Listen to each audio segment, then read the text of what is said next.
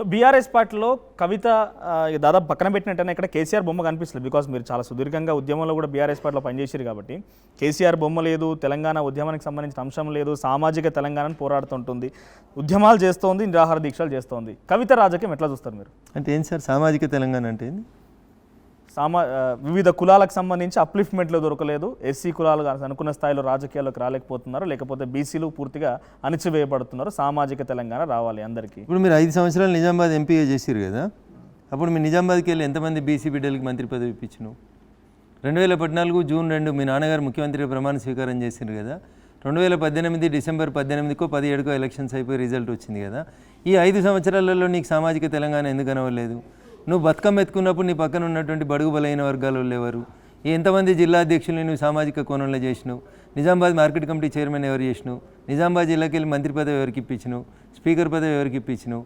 ఆ రోజు ఎందుకు సామాజిక తెలంగాణ గుర్తుకు రాలేదు? ఆ రోజు గుర్తుకు రాని సామాజిక తెలంగాణ ఇప్పుడు ఎందుకు గుర్తుకొస్తుంది?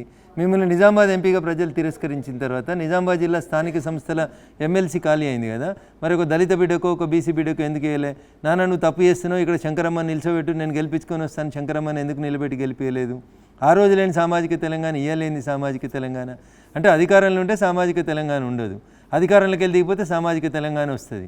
ఇదా వీళ్ళు మాట్లాడేది? రాహుల్ గాంధీ కూడా అదే మాట్లాడుతూ ఉన్నాడు. ఎవరు ఎంత ఉంటే వాళ్ళకంతా అన్నాడు పార్లమెంట్లో.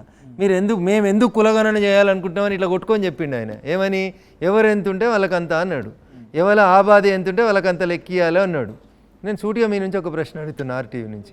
నిజంగా మీకు కూడా ప్రజల పట్ల, ప్రజాస్వామ్యం పట్ల, మీరు అడిగిన సామాజిక తెలంగాణ పట్ల మీకు బాధ్యత ఉంటే you put this question in the social media. దీని మీద ప్రజలలో చర్చ పెట్టుండ్రు మీరు. నేను సూటిగా అడుగుతా ఉన్నా. నేను రేవంత్ రెడ్డి అనేటువంటి రాష్ట్ర ముఖ్యమంత్రి ఢిల్లీకి వచ్చి ప్రెస్ మీట్ పెట్టిండు కులగణన అయిపోయిన తర్వాత. ఇగో 46.8% మంది బీసీలు ఉన్నారు అని చెప్పిండు. 10.012 10.16% మా శ్రీధర్కి అంకెల్ కరెక్ట్ గుర్తుండి ఉంటాయి, వీళ్ళు ముస్లిమ్స్ ఉన్నారు అన్నాడు. మొత్తం కలిపి 56.3% బీసీలు ఉన్నారు అని చెప్పి ఆయన ఒక ప్రెస్ మీట్ పెట్టి ప్రపంచం అంతా చూసేటప్పుడు చెప్పిండు. అంతేనా అన్న? రాహుల్ గాంధీ గారు ఏం చెప్పారు? ఎవరి ఆబాది ఎంత ఉంటే వాళ్ళకంత, అంటే ఎవరు ఎంత ఉంటే వాళ్ళకంత. ఊరు భాషలో మా తెలంగాణ భాషలు చెప్పాలంటే ఏ కులపోడు ఎంత ఉంటే వాళ్ళకి అన్ని ఇవ్వాలని చెప్పిండు. నీ లెక్క ప్రకారం తెలంగాణలో బీసీలు 46% ఉన్నారు, ముస్లిమ్స్ని పక్కన పెడితే. ముస్లిమ్స్ 10.1%, 10.16 కలిపితే మొత్తం కలిపి 56 అయింది. అన్న నాకు తెలియగలుగుతున్నా మనోజ్ అన్న, 46 ఉంటే 46% రిజర్వేషన్ ఇవ్వాలి కదా, మళ్ళీ 42% ఏందే?